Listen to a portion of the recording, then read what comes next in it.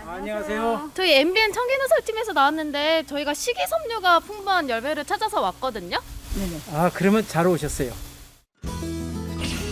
의문의 열매를 알려줄 김문기, 서정희 부부.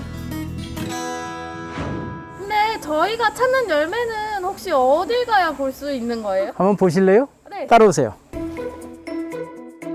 안으로 들어서자 싱그러운 초록빛 나뭇잎 사이로 올망졸망 동그랗게 달린 열매들이 눈에 들어왔다. 10월 초순부터 본격 수확에 들어간다는 이 열매. 왠지 낯익은 모습인데? 아버님 이거 대추 아닌가요? 예, 맞아요. 대추예요. 식이섬유가 풍부한 특별한 열매의 정체는 바로 대추. 가을을 대표하는 제철 과일이자 높은 당도와 아삭한 식감이 일품인 대추. 찬바람 부는 이맘때 감기 예방을 위한 차로 즐기거나 몸보신의 대명사 삼계탕의 필수 재료일 만큼 친숙한 대추가 장내 유익균 증식을 돕는 이유. 바로 중립균을 확보하는 데 도움이 되는 식이섬유가 제철 과일인 귤과 사과보다 풍부하다는 사실.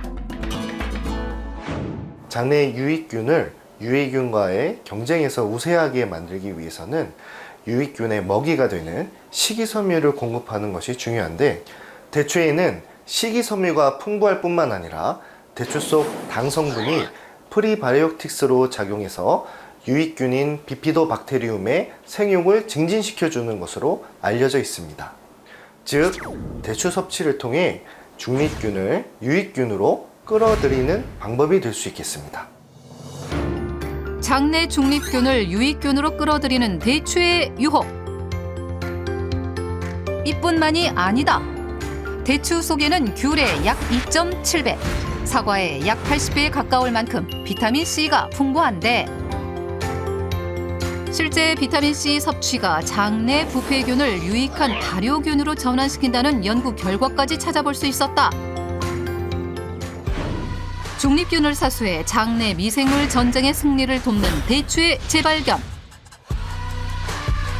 그렇다면 영양이 풍부한 좋은 대추를 고르는 법은 무엇일까? 예, 찬바람이 살짝 불어야 맛있는데 이렇게 95% 이상 익어가지고 윤기가 나면서 탱글탱글하고 진한 밤색이 나는 게 제일 맛있는 거예요. 한번 드셔보실래요? 아, 네, 감사합니다. 수확 기간이 2주 내외로 짧아 맛보기 귀하다는 생대추. 그 맛은? 엄청 아삭아삭하고 달아요. 예, 그렇죠. 진짜 다네요. 제대로 익은 거는 아삭하고 향이 있고 참 맛있어요. 맛있어요. 그러나 생대추는 수분이 많아 과육이 쉽게 무르기 때문에 대부분 말려서 건대추로 저장한다는데, 아버님 그 건대추는 더 빨갛게 익으면 따는 건가요? 아니에요. 건대추도 이 정도 절반쯤 이렇게 익으면 따요. 근데 건대추는 엄청 빨갛잖아요. 아, 이게 많이 익을 때까지 기다리다 보면 이렇게 열과가 나고 그래요. 그래서 열과 나면은 안 좋으니까 적당히 익었을 때 건조하는 게 모양도 좋고, 건조 과정에서 어지간한 건 다 빨개지더라고요. 건조를 거치면 짙은 붉은색으로 변하며 쪼글쪼글한 주름이 생기는 건대추. 말리는 과정에서 약용 성분이 더 응축되는 건 물론 유익균이 중립균을 사수하는 데 도움이 되는 식이섬유 함량이 생대추보다 3배 이상 풍부해진다. 또 한 가지 놀라운 점은 대추를 말리는 과정에서 특별한 성분이 증가한다는 것인데, 대추를 말릴 경우 유산균제의 필수 성분으로 꼽히는 아스파르트산의 함량이 생대추에 비해 2배 이상 증가하게 됩니다. 이 아스파르트산은 인체 대사를 돕는 중요한 아미노산으로 무엇보다 대추의 프리바이오틱스 효능을 높여주는 기폭제 역할을 하기 때문에 건대추를 섭취하는 것은 장내 유익균 증식에 더욱 도움이 됩니다. 일명 차세대 유산균이라 불리는 아스파르트산 성분이 가득. 지금껏 알지 못했던 팔방미인 건대추의 효능. 그렇다면 좋은 건대추의 조건은 무엇일까?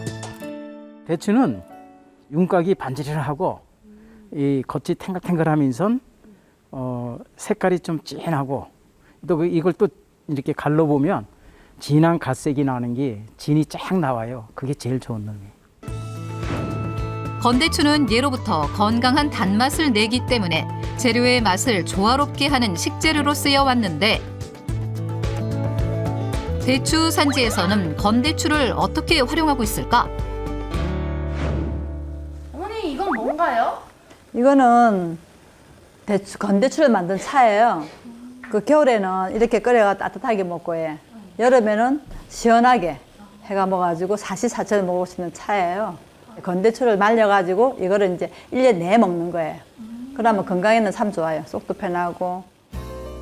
마치 진하게 달인 보약 같은 빛깔의 건대추차. 직접 농사지은 건대추를 꾸준히 섭취하다 보니 마을 주민들 또한 장 건강에 도움을 받았다고 한다. 원래 좀 화장실을 잘 못 가는 저기가 있는데 이거를 먹으면 자주 가게 되더라고요. 우리 동네에는 그래서 장수하시는 어르신들이 되게 많아요. 90 넘으신 분들이 몇 분이 계셔요.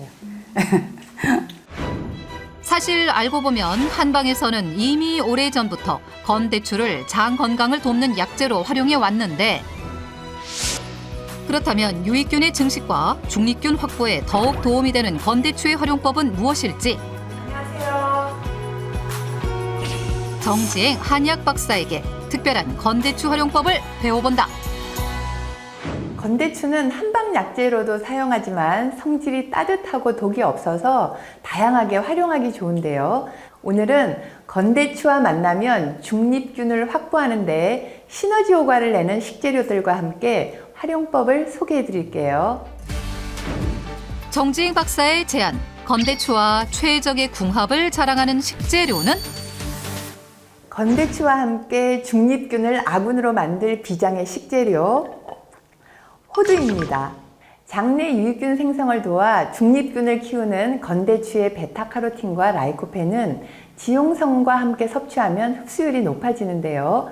호두의 풍부한 오메가3는 지용성으로 건대추의 유용 성분 흡수를 높여줄 뿐만 아니라 실제 호두 섭취로 락토바실루스를 포함한 유익균들의 숫자가 증가했다는 연구 결과를 확인할 수 있을 만큼 건대추와 호두를 함께 드신다면 중립균 확보에 더욱 도움이 될 수 있습니다. 먼저 깨끗하게 세척한 건대추는 돌려깎기로 씨를 제거한 후 3등분하여 준비하고 호두는 떫은 맛을 없애기 위해 끓는 물에 약 10초간 담갔다가 물기를 빼준다. 이어서 간장, 올리고당, 설탕, 매실액을 넣고 잘 섞은 양념장을 준비한 뒤 물을 부은 냄비에 양념장을 풀어준 다음 손질한 건대추를 넣어주는데 센 불에서 팔팔 끓으면 중불로 줄이고 약 10분간 더 끓여준다.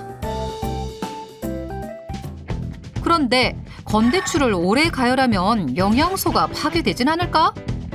보통 조리 중에 영양소가 많이 파괴될까 걱정들을 하시는데요. 대추는 단단한 셀룰로스 성분의 껍질로 쌓여있기 때문에 가열하더라도 장내 유익균에 도움되는 유용 성분들은 잘 파괴되지 않는다는 장점이 있어요. 국물이 자작하게 졸아들면 호두를 넣고 한번 휘리릭 저어주면 건대추와 호두의 이색적인 만남, 건대추 호두 조림이 완성된다.